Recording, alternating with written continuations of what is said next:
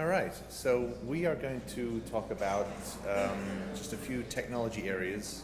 I think technology is largely self-explanatory, so I won't linger over any definitions other than to suggest that we're going to talk a little bit about cloud.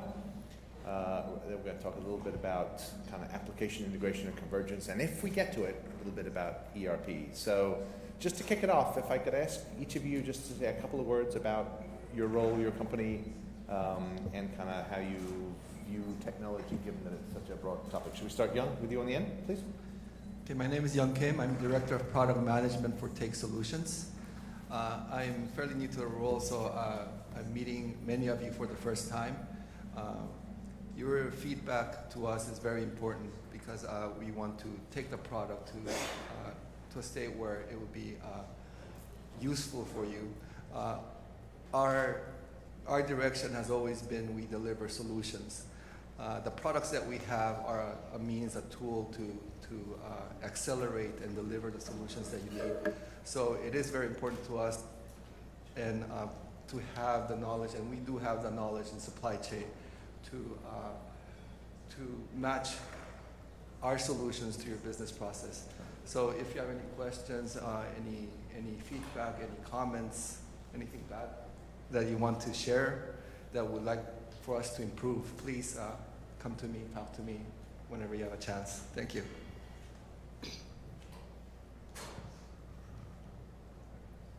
My name is Krish Ramachandran from Panasonic Electric Works. We have a small group of users, around 200 user community, basically focusing on the connector, relay, and factory automation components.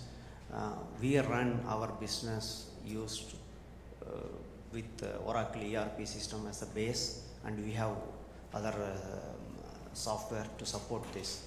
And in future, we are looking the cloud as one possible opportunity, and we are already planning to go live with CRM on demand, with Oracle CRM on demand. Thank you. Hello everyone, my name is Priya Durvasula. I'm a Global Director for Application Management at Convatec.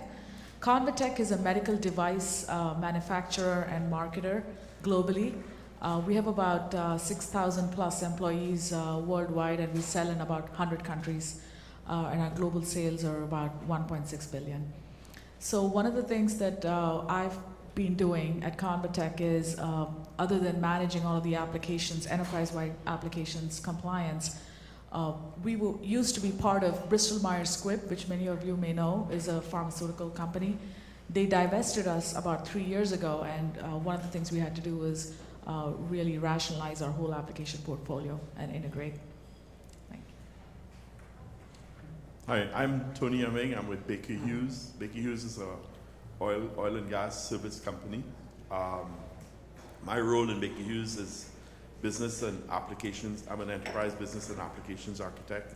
From the business side, we are responsible for implementing the strategy of the business and making sure that the processes that we use and measure and implement achieve the strategy for the business. And from an application side, we need to make sure that we are using applications that achieve the strategy as well. Very good. Okay. I know you can hang on to that. Okay, so first area we're going to talk about is cloud. So thought we'd start out by asking folks in the audience, what do you think is the key driver if you've not deployed or plan to deploy SaaS or cloud applications? Is it speed of implementation? Is it cost savings? Is it functionality? Or is it flexibility? So let's open that to the audience, please.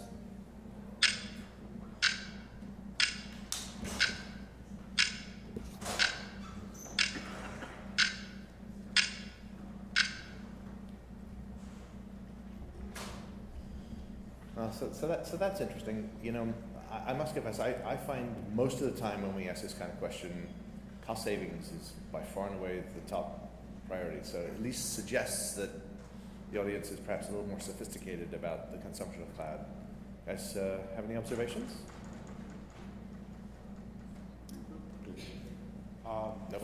From our point of view, I agree with the flexibility. The problem is integrating with the cloud or with the SaaS service and getting the things that you want to get. Yeah, the reason I chose the speed is, as you can imagine, we were divesting during our divestiture. We chose SaaS without prior experience for our HR functions. And it worked out really well because we had time as a critical constraint. And I think that really helped. Yeah, only my concern is still, are we matured enough to embrace the SaaS or cloud model? I'm not sure, because still people are concerned about the security, and we should be matured enough to adapt this fully. But going forward, yes, it is slowly changing, but I think in future, I think cloud is the way it is going to be, but it will take some time.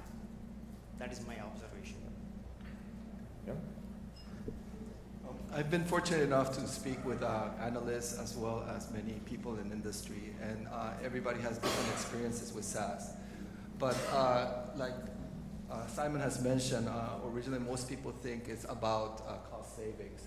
However, as you over here are a lot more mature with a lot of the stuff that Take Solutions does, it is truly about speed of implementation and about flexibility. For example, RIM, their product lifecycle is so short that they cannot do a solution, a ERP solution. And for that reason, what they chose to do is go with a SaaS solution where they could devote most of their resources, IT resources, and business analysts and that type of people who would actually implement the solution very, very fast. So they were able to implement their solutions within months instead of years. You know, an ERP rollout takes years, and that just did not satisfy their needs. So speed of implementation was key for them, and also the flexibility.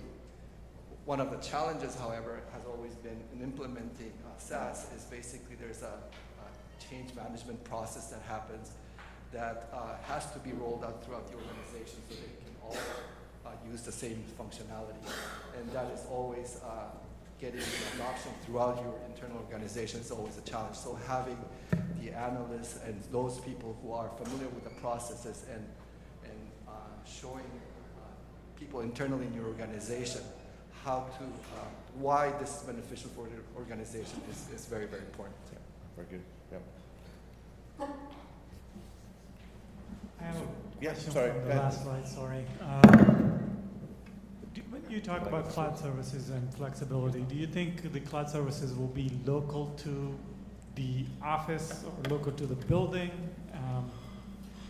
Or it's somewhere on the internet somewhere? I mean, the implementation is going to be universal, globally. You know, you could be working in a meeting while your servers are in the UK or India, or do you see that direction going over time, or do you think it's going to be local to the building where all the people log into one server? What is important in cloud implementation is the fact that it's out in the internet. It's accessible from any place, anywhere, right? So it is the fact that we're deploying solutions and having a third party actually manage the IT piece of it. Like you don't have to hire system administrators anymore. You don't have to maintain hardware, and you're basically receiving all that as a service. However, on the business process side, you have to have access to be able to configure and manage that application to meet your business needs. So it could be limited to a division to start with, and you grow it, but that is just a business decision that you have to make. But in general, software as a service has to be available from wherever at all times. And also, in terms of security, a lot of people are concerned about their data being out there on the cloud. And one of the things that I think people who have implemented SaaS, they say, look, the standards, the security measures, and all that all these providers have, they are more rigorous than some of corporate policies that are out there. So they find that security has not really